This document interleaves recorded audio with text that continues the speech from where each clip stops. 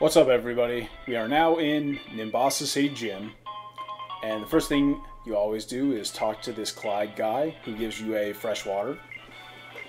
And now that we're in the gym, you will see all these little magnetic cars or little train things, and all you have to do is press up to walk into them, and then press down to walk out of them. And I don't think there are any trainers in this gym that you can dodge, because every single one has a switch past them that you need to hit in order to redirect the rails of the train cars. So, and of course, as you can see here, the Pokemon that this trainer is using is Emolga, which is kind of like a flying Pikachu of sorts. It is electric and flying, which I think is the first Pokemon I guess other than like Zapdos. But yeah, like the first non-legendary Pokemon, as far as I know, that is electric and flying. So, that being said, this entire gym focuses on electric type. So, and actually the entire gym only uses two types of Pokemon. I guess three if you count the evolution. One is Emolga, two is Blitzel, and three is Zebstrika, who is the evolution of Blitzel, which only Elesa uses, who is the gym leader. So essentially, the trick to this gym is you need to walk on those squares that are by the trainers, and it redirects the track, which lets you go to a new area. And then now I need to walk past this dude and step on that green switch, which will change its color and change the track of the next one. So here's the first Blitzel in this gym, and the trainers that aren't Elesa in this area aren't too terribly difficult, but Elesa has a Zebstrika, which has some Pokemon that kind of bring in kind of like disrupting moves, but I'll get into that later. So now we are fighting the third trainer of the area, who I think has two Blitzels, which shouldn't be too terribly difficult, because all of the non-Elesa Pokemon in this gym are pretty simple. So, as an attempt to not make this video too terribly boring, I thought I'd talk about something else, and that is the Pokemon trading card game. I haven't played the game since probably like Neo Genesis, because once Neo Genesis came out, I was still living in Illinois, where all of my friends still played Pokemon.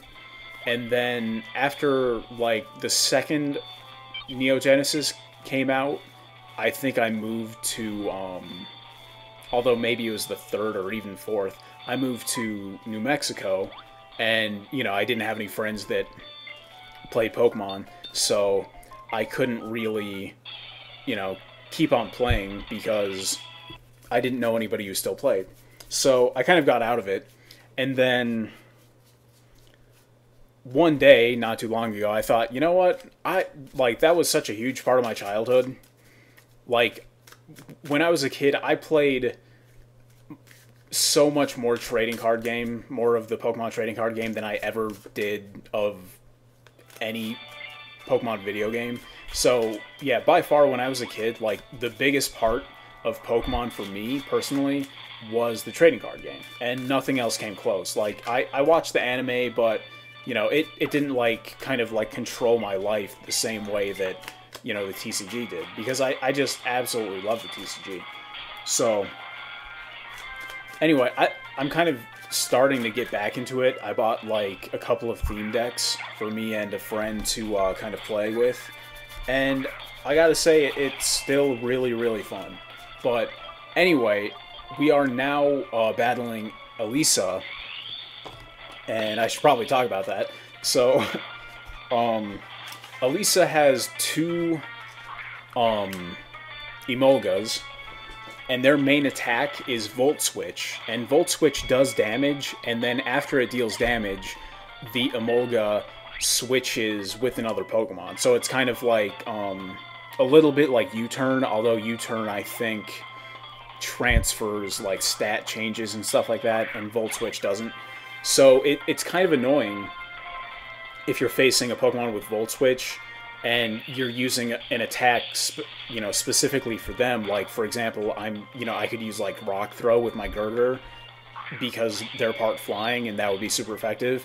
And then they switch out to Zebstrika, like right now, and then it doesn't do as much damage. So if I would have hit Emolga, I probably would have knocked it out, to be honest. But I didn't because it switched out. So it kind of throws you for a loop a little bit.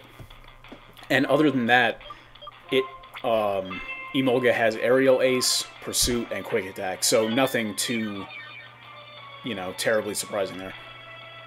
But Zebstrika, on the other hand, who I'm now facing, has Spark, Volt Switch, and Quick Attack, which, nothing out of the ordinary there.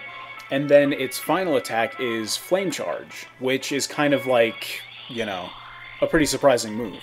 And that's one of the most valuable things anybody getting into, like, competitive battling can take out of this, is the fact that, like, you should always have, like, one move that is just off the wall odd to have, or at least like half of your Pokemon should have something like that to kind of tech against things.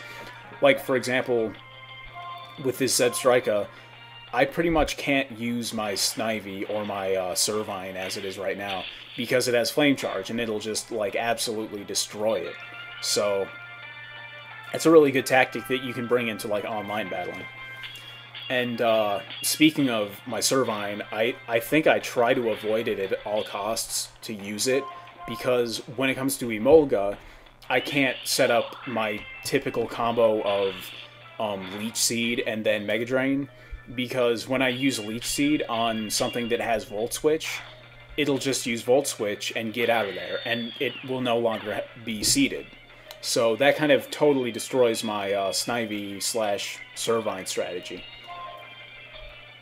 So I think I just took out Zebstrika, and now she should only be down to her last Emolga. So now that that's happened, I can actually use my Servine, because even if Emolga does use Volt Switch now, considering she has no other Pokemon, it won't, it has no way of removing my Leech Seed. So